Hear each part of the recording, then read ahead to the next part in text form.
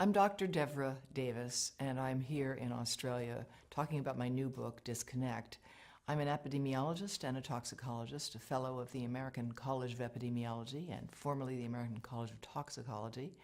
I worked in the Clinton administration. I was the founding director of the Board on Environmental Studies and Toxicology at the U.S. National Academy of Sciences, and that was the group that did the study recommending the ban on smoking on airplanes quite some time ago. But I'm really here because I'm deeply concerned about what we know now about microwave radiation and how it affects the developing brain and body. Recently, the cell phone industry has been issuing advisories itself. These are often buried inside phones, and they're telling you something very important that everyone has a right to know, which is a mobile phone is a two-way microwave radio. It's never been tested for safety for long-term use, and because of that, Telstra has now begun to issue advice about using a headset, using a speakerphone.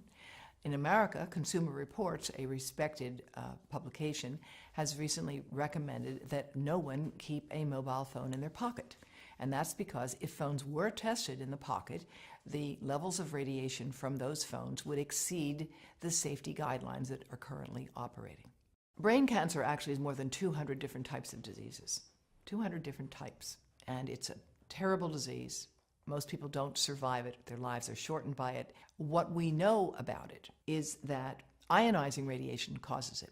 And we know that from studies of people who got heavy doses of X-rays for treatment for something and then went on to develop brain cancer 30, 40, or 50 years later. Studies have been done that have looked at what happens to neural stem cells, baby stem cells, brain cells, when you expose them to mobile phone radiation. And what those studies find is that if you expose those cells, you can look at their membranes, and you find the membranes are weakening and opening. And all of these tests have experimentally indicated that mobile phone radiation can damage human brain cells and cause more damage to young human brain cells than to old human brain cells. Because when you put that phone here, your head is the antenna. And half of the radiation from the phone gets into you. That's the modeling work that we've done at Environmental Health Trust, which shows that a young brain will absorb the radiation almost all the way through the eye of a 3-year-old, and even an adult 34-year-old, it will still get into this part. And we are seeing effects of many different sorts as a consequence of this. Those who are on the front line of dealing with young children are deeply concerned about this at a professional level in the United States and around the world.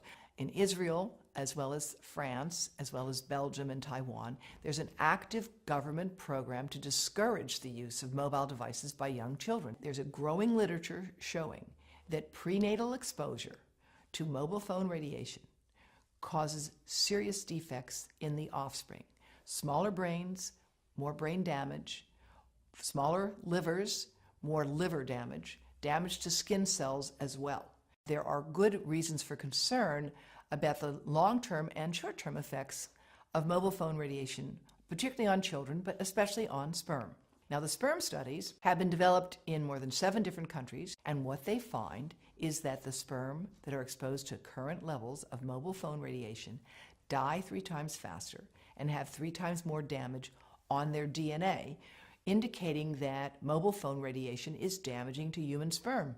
More than 100 scientists have joined with me and with the chief of obstetrics and gynecology at Yale University Medical School. We have put together the Baby Safe Project, and they are handing out information to every pregnant woman that walks into Yale New Haven Medical Center, $4,500 a year, telling them how and why they need to avoid exposing the pregnant abdomen to mobile phone radiation. The breast cancer story in mobile phones is complex, as breast cancer is a complicated disease. Most of the women who get breast cancer are age 50 and older. However, growing numbers of young women are developing this disease who don't have any of the inherited risk factors for it at all, who have no family history of it, but they have one thing in common.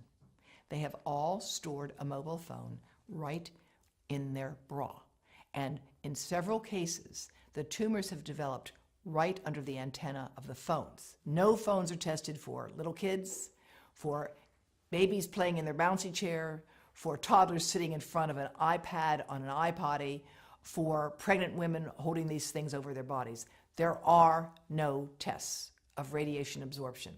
That's why we at Environmental Health Trust are doing that modeling now, and we would like to work, of course, with industry to further validate our models. But it's really critically important that we do this research, that we train people in this field, and that in the meantime, we join with other countries around the world, giving people safety information. You have a right to know that that mobile phone is a two-way microwave radio and should not be kept close to your testicles or your ovaries or your heart or your brain. And where we are with this issue today is where we were with cars and seatbelts. Australia has led the world in requiring seatbelts. It is leading the world with respect to handguns, and it can lead the world with respect to the right to know about mobile phone radiation. I'm very proud that Dr. Charlie Teo has issued a call for Australia to implement its current laws. You don't need a new law here. You've got the laws you need, you just need to implement them to give people the right to know about mobile phone radiation. And again, I'm delighted that Telstra's taken the first step. I think Arpanza actually does have information on their website about how to reduce radiation by keeping your calls short and telling you how to use a headset and a speakerphone. But there needs to be a more concerted effort to communicate this, just like the Canadian Parliamentary Committee on Health has recently called for.